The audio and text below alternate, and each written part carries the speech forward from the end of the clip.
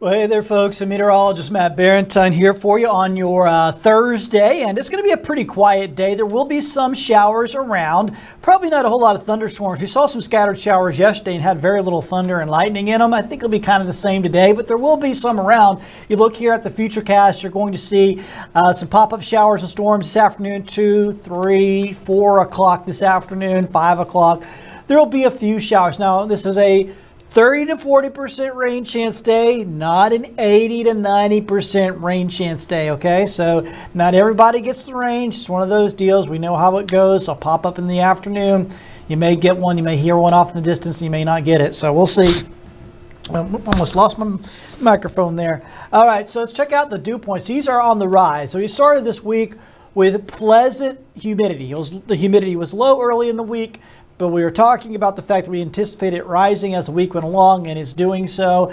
And we're seeing our dew points getting up into the 70s. That's starting to get really sticky. Mid-70s is getting really, really sticky. So just be aware of that. A dew point is not a temperature. Don't think of it like that. It's a scale. When it's in the 70s, it's humid. When low 70s is humid, mid 70s, you're starting to get that sultry summertime feel. So think of it as a scale. Here's what the temperatures are like. The temperatures haven't really changed much. They're going to be in the upper 80s again today, very similar to what we've had the last couple of days. So the temperatures, as you look at them here, really not changing. What's been changing is the fact that we have more humidity in play. So you look at the forecast highs for your Thursday, upper 80s, 88 in Mobile, 86 in Pensacola, 89 in Calvert, 90 in Grove Hill. That's right on the money for this time of year. That's exactly where we should be. The change that we're seeing is earlier in the week when we had upper 80s, we didn't have much of a heat index on top of that because of low humidity. But today, upper 90s. In some areas, could even hit triple digits. And tomorrow, your Friday, your Saturday, I believe will hit triple digits kind of widespread across the area with the heat index. Keep in mind what the heat index is.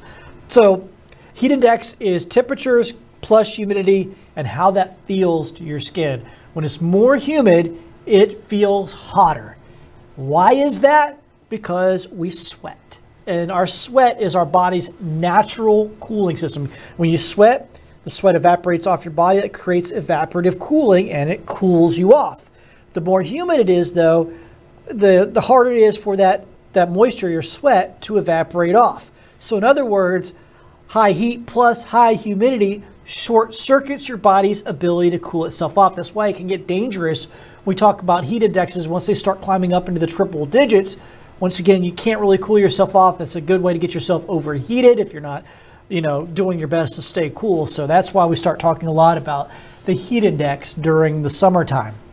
In the tropics, oh, love this. Not much to talk about. No new tropical development expected over the next 7 days. So it looks good in the tropics. I don't see any issues out there. Now we are keeping an eye on the area around Central America and Mexico. And this is the extended tropical outlook. So we're looking down the line far into next week.